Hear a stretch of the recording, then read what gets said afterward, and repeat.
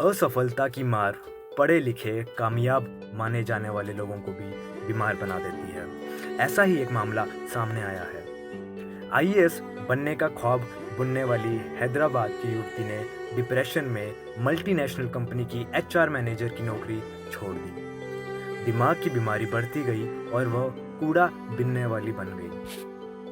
8 महीने पहले घर छोड़ दिया।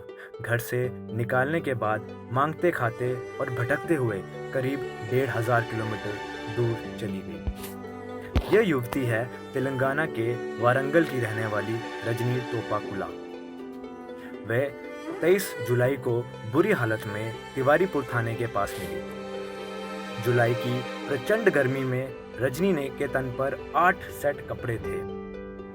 वह कूड़ेदान के पास फेंके हुए रूखे सूखे चावल बीनकर खा रही थी।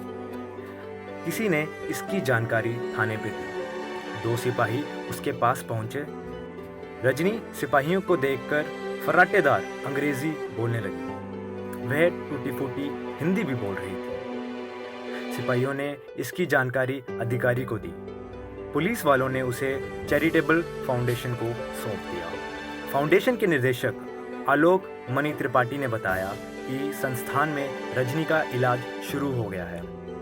मनोचिकित्सक डॉक्टर अभिनव श्रीवास्तव ने इनका इलाज किया है। इलाज में रजनी की हालत सुधरने लगी है। रजनी के पिता ने आश्रम के अधिकारियों से बात करते हुए बोला कि वर्ष 2000 में एमबीए की पढ़ाई प्रथम श्रेणी से पास की। इरादा आईएएस बनने का था। 2 बार सिविल सर्विस की परीक्षा भी दी। दोनों बार उसे नाकामयाबी मिली। इसके बाद वह डिप्रेशन में आने लगी। उसने अवसाद से बचने के लिए हैदराबाद में एक बड़ी कंपनी में एचआर मैनेजर की नौकरी शुरू कर दी। नौकरी के दौरान वह और भी डिप्रेशन में चलती गई। वह डिप्रेशन से उभर ना पाई। रह रहकर आईएएस ना बन पाने की टीस उनके मन में उभरती रही। डिप्रेशन के कारण घर और नौकरी छोड़ दी। लंबे समय से डिप्रेशन की शिकार रजनी की बीमारी करीब साल भर पहले बढ़ने लगी। ऐसे में उसकी नौकरी भी छूट गई। इसके बाद दिमागी संतुलन तेजी से बिगड़ने लगा। बीते नवंबर उसने घर छोड़ दिया। वह गोरखपुर कैसे पहुंची ये बता पाने में वह असमर्थ है। बीते 30 जुलाई को उसे पुलिस ने आश्रम को सौंप दिया था। आलोक ने बताया कि इलाज और काउंसलिंग से रजनी की हालत सुधर रही है। उसने घर का पता भी बताया। तेलंगाना के वारंगल में रजनी का परिवार रहता है। आश्रम की टीम ने उनके परिजनों से संपर्क किया।